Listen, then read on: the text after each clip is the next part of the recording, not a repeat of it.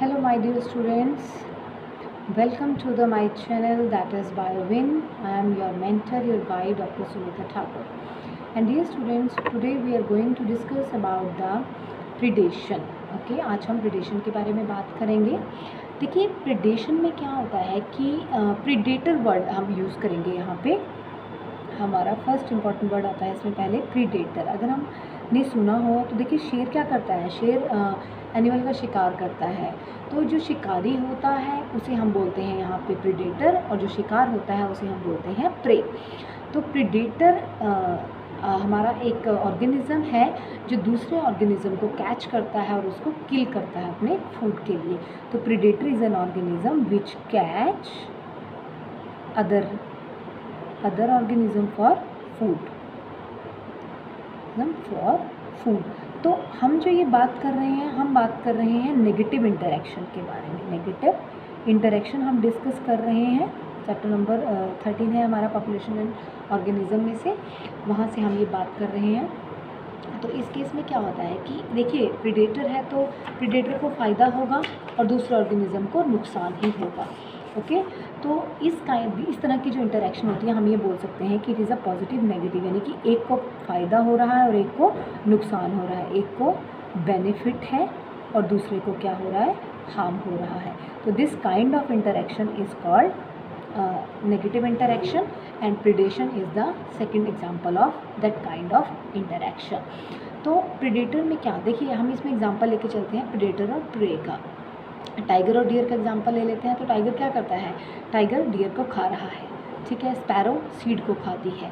लेकिन अब दो एग्जांपल मैंने आपको दे दिए, एक तो मैंने दे दिया आपको टाइगर का और टाइगर और डियर का, ठीक है। और दूसरी तरफ हम बात करते हैं स्पैरो की, स्पैरो और सीड की बात करते हैं। तो स्पैरो सीड को खा रही है, टाइगर डियर को खा रहा है। तो इस तरह की जो एग्जाम्पल है हमारे,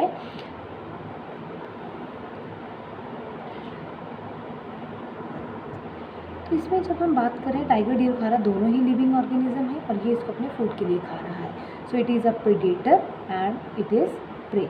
लेकिन जब हम बात करते हैं स्पैरो और सीड को खा रही है तो it is no less a predator. Okay, when a sparrow eating any seed is no less a predator. Okay, देखिए जब हम बात करते हैं प्रीडेटर की तो इनके हमें बहुत एडवांटेज है इस तरह की रिलेशनशिप के। प्रीडेटर क्या कर रहे हैं, दे एक्ट एज ए कॉन्ड्यूट्स का काम करते हैं, ये हमारे कॉन्ड्यूट्स का काम करते हैं। Means they act as a way, एक माध्यम है जो बीच का, for the energy transfer in the tropic level. तो ट्रॉपिक लेवल में वो एनर्जी ट्रांसफ़र में हमारी हेल्प कर रहे हैं। इसके अलावा अगर मान लीजिए प्रे की पॉपुलेशन, हिरन की जनसंख्या बहुत ज़्यादा हो जाती है तो प्रीडेटर उसको खा के उसकी पॉपुलेशन को कंट्रोल में भी रखते हैं। तो इस तरह से हम कह सकते हैं कि कोई भी अगर इन्वेसिव स्पीशीज़, इन्वेसिव है मतलब एक खाली लैंड है वहाँ पे प्रीडेटर नहीं है, तो एक पर्टिकुलर स्पीशीज़ बहुत ज़्यादा वहाँ पे उसकी डेंसिटी हो जाती है, बहुत ज़्यादा नंबर हो जाता है, तो उसको जो ये आक्रमण होता है, एक अतिक्रमण होता है, इन्वेस्ट किया जाता है एक स्पीशीज़ के द्वारा, तो उसको कंट्रोल करने के लिए वी नीड अ प्रीडेटर। तो प्रीडेटर का बहुत इंपॉर्टेंट रोल है पॉपुलेशन को कंट्रोल करने के लिए। इस तरह से ये स्पीशीज़ की डाइवर्सिटी को भी मेंटेन करके रखते हैं। तो ये क्या करते हैं, कंट्रोल प्रे, यानी कि प्रे की पॉपुलेशन को कंट्रोल करके रखते हैं ये। दूसरा ये काम करते हैं डाइवर्सिटी को मेंटेन करते हैं ये, दे मेंटेन डाइवर्सिटी। मतलब अगर एक टाइगर डिफरेंट टाइप के एनिमल्स को खाता है तो वो उसका तो पेट भर रहा है, उसको न्यूट्रिशन मिल रहा है, फूड मिल रहा है, लेकिन साथ में क्या है, डाइवर्सिटी मेंटेन रहती है। अगर वो एक ही तरह के ऑर्गेनिज्म खाता जाएगा तो वहाँ पर वो ख़त्म हो जाएगा। इस तरह से जो प्रे है उनके बीच में भी कंपटीशन मेंटेन रहता है।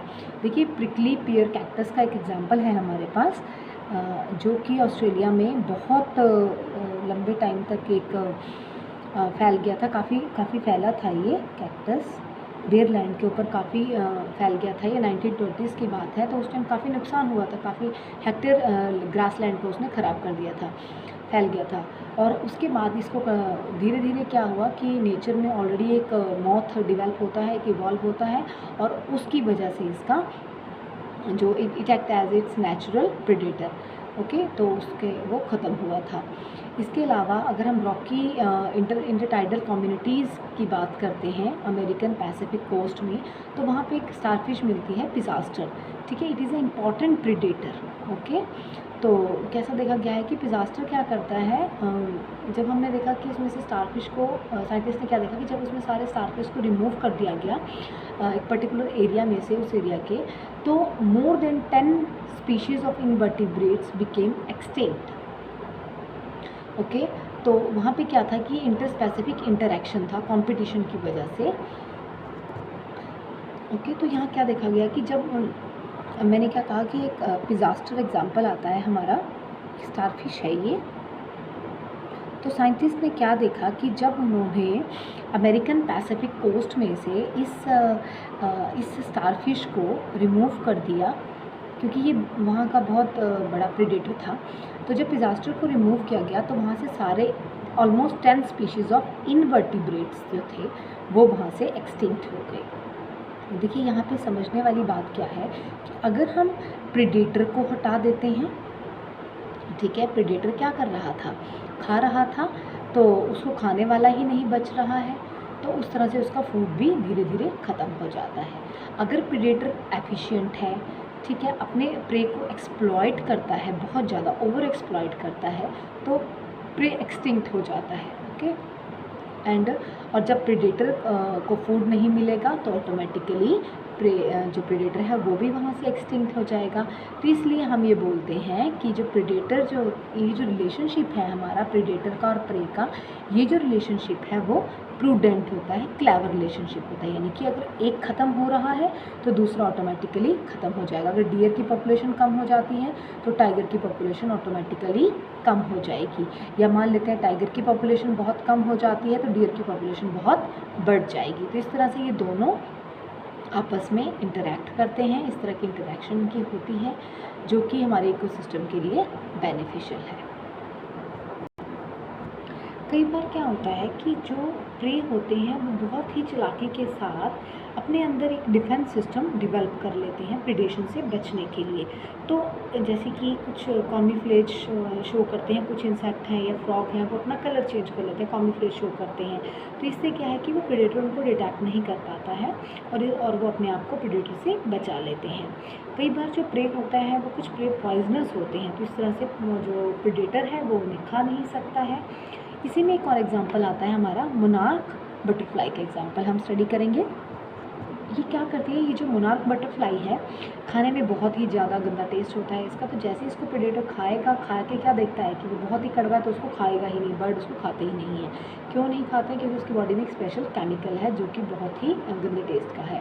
और ये जो बटरफ्लाई होती है अपने कैटरपिलर स्टेज में जब है तो ये पॉइजनस वीड को खा के अपने अंदर ये जो टेस्ट है वो डिवेल्प कर लेती है। इसी तरह कुछ हमारे पास प्लांट्स के भी एग्जाम्पल आते हैं। जब हम कुछ प्लांट्स की बात करते हैं तो herbivore plants are predator, we are having some example of this. तो इसमें क्या होता है कि nearly 25% of all insect are known to be phytophagous होते हैं, means they feed on the plant sap और some other parts of the plant. तो इस तरह से जो प्लांट्स हैं वो भी कई बार प्रेडेटर का काम कर रहे हैं, ठीक है। जैसे कि अकेशिया है, कैक्टस है, उसमें थॉर्न्स होते हैं, तो उसको क्या कर रहे हैं, वो डिफेंस का काम कर रहे हैं। इस तरह से ये जो अपने आप को बचाता है प्रेडेटर से। तो प्लांट्स में भी कुछ ना कुछ एवोल्यूशन होता रहता है प्रेडेटर और प्रे के रिलेशनशिप को मेंटेन करने के लिए। कुछ एक प्लांट ऐसे होते हैं they produce and store the chemicals and this make the herbivore sick when they are eaten और इनहिबिट फीडिंग और डाइजेशन। जैसे हम कड़वे होते हैं या पॉइजनस प्लांट्स होते हैं तो उनको खाते हैं, जब कोई एनिमल को खाता है तो उसमें कुछ बीमारी हो जाती है, पेट खराब हो जाता है। तो इस तरह से वो प्लांट्स हैं उन्होंने एक सिस्टम डेवलप कर लिया है अपने आप को प्रेडेटर से बचाने के लिए। एक वीड है हमारा कैलोट्रोपिस है। तो जो कैलोट्रोपिस वीड है, कैलोट्रोपिस नाम है उसका, कैलोट्रोपिस एक it is a weed actually, ठीक है। तो इस वीड में क्या होता है, it is highly poisonous, right. इसके अंदर हाईली पॉइजनस कार्डियक ग्लाइकोसाइड्स होते हैं, इसलिए जब इसको एनिमल्स खाते हैं तो वो मर जाते हैं। तो मोस्टली इसको प्लांट एनिमल्स नहीं खाते हैं। सो ये जो हमारा आज का टॉपिक था ये वाला था हमारा प्रेडेशन से रिलेटेड था, ठीक है। अब हम बात करेंगे अमेंसिलिज्म के बारे में। देखिए अभी जो हम बात कर रहे हैं नेगेटिव इंटरेक्शन हम डिस्कस कर रहे हैं, नेगेटिव इंटरेक्शन के बारे में हम डिस्कस कर रहे हैं। तो नेगेटिव इंटरेक्शन में अब हम हमारी जो थर्ड टाइप हम कंटिन्यू कर रहे हैं आज। सेकंड था हमारा प्रेडेशन, जो थर्ड टाइप है हमारी, दिस इज़ द इमेंसिलिज्म। इमेंसिलिज्म में क्या होता है कि one species is inhibited by toxic secretion of the other species, यानी कि दोनों को नुकसान हो रहा है या एक को हार्म नहीं हो रहा है। यानी कि अगर हमारे पास, देखिए हम बात कर रहे हैं इमेंसिलिज्म की, इमेंसिलिज्म के बारे में हम बात कर रहे हैं। इसमें क्या होता है कि अगर हमारे पास दो स्पीशीज़ हैं, species A and species B, तो एक स्पीशीज़ को तो नुकसान हो रहा है, ठीक है, और दूसरे को कोई फ़र्क नहीं पड़ता। ज़ीरो मैंने इसलिए लगाया कि नो इफ़ेक्ट के लिए, और इसमें होता है एक को नुकसान हो रहा है और दूसरे को कोई फ़र्क नहीं पड़ रहा है। इमेंसिलिज्म में हमारे पास पार्थेनियम का एग्जाम्पल आता है। तो इमेंसिलिज्म में हम बात करते हैं दो ऑर्गेनिज्म की, टू डिफरेंट स्पीशीज़ की। इसमें हम एग्जाम्पल लेके चलते हैं पार्थेनियम का, ठीक है। तो पॉइंट टू रिमेंबर क्या है कि इमेंसिलिज्म में एक ऑर्गेनिज्म जो है वो नुकसान में रह रहा है, डिस्ट्रॉय हो रहा है, और दूसरे को कोई भी फ़र्क नहीं पड़ता। इसमें दो बेसिक मोड आती हैं। कॉम्पिटिशन आता है, जिसमें लार्जर और स्ट्रॉन्गर ऑर्गेनिज्म जो होते हैं वो स्मॉल वाले को डिप्राइव ऑफ कर देते हैं, ठीक है। और इसके बाद साथ में ही इसमें एक और टर्म आती है हमारे पास, that is the antibiosis, okay, जिसमें एक ऑर्गेनिज्म जो अनअफेक्टेड है लेकिन but the other is damage और killed by the chemical secretion. तो इसमें एक ऑर्गेनिज्म दूसरे को केमिकल की सिक्रीशन से किल कर सकता है।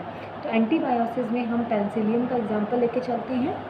देखिए दो हम इसमें टाइप्स पढ़ रहे हैं। एक तो हम बात कर रहे हैं कंपटीशन के बारे में बात कर रहे हैं, कंपटीशन है एक टाइप इसकी, ठीक है, और दूसरे टाइप में हम बात करते हैं एंटीबायोसिस।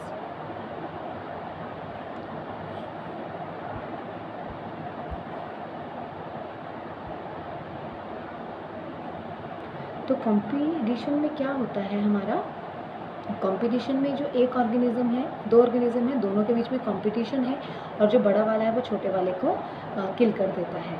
और एंटीबायोसिस में हम एग्जांपल लेते हैं, इसमें पेनिसिलिन का एग्जांपल लेते हैं। तो पेनिसिलिन क्या है, इट इज़ एन एंटीबायोटिक जो कि दूसरे ऑर्गेनिज्म को किल कर रही है, ओके। तो पेनिसिलियम क्या कर रहा है, एक बैक्टीरिया को मोस्टली ये किल कर देता है। और फंगस है पेनिसिलियम नोटेटम से, जहाँ से हमें ये पेनिसिलिन मिलता है। तो इस तरह से इमेंसिलिज्म में क्या होता है कि एक ऑर्गेनिज्म जो है उसे नुकसान हो रहा है, दूसरे को कोई इफेक्ट नहीं पड़ रहा। तो यहाँ पे क्या है, पेनिसिलिन क्या करता है, पेनिसिलिन इज एन एंटीबायोटिक जो कि इसी से खुद को कोई फ़र्क नहीं पड़ता है, इसकी जो फंगस है पेनिसिलियम नोटेटम को, और जो बैक्टीरिया है वो ख़त्म हो रहा है। कंपटीशन है, तो कंपटीशन में जो डिप्राइव ऑफ हो रहा है, जो हार जा रहा है, जो कमज़ोर वाला है उसे नुकसान हो रहा है, और जो जीत रहा है उसे ज़्यादा कोई फ़र्क नहीं पड़ रहा, वो अपना काम कर रहा है। सो जो हमारा ये आज का लेक्चर था, इसमें हमने डिस्कस किया प्रेडेशन के बारे में और इमेंसिलिज्म के बारे में, राइट। अब हम अपने नेक्स्ट लेक्चर में हम बात करेंगे कंपटीशन के बारे में।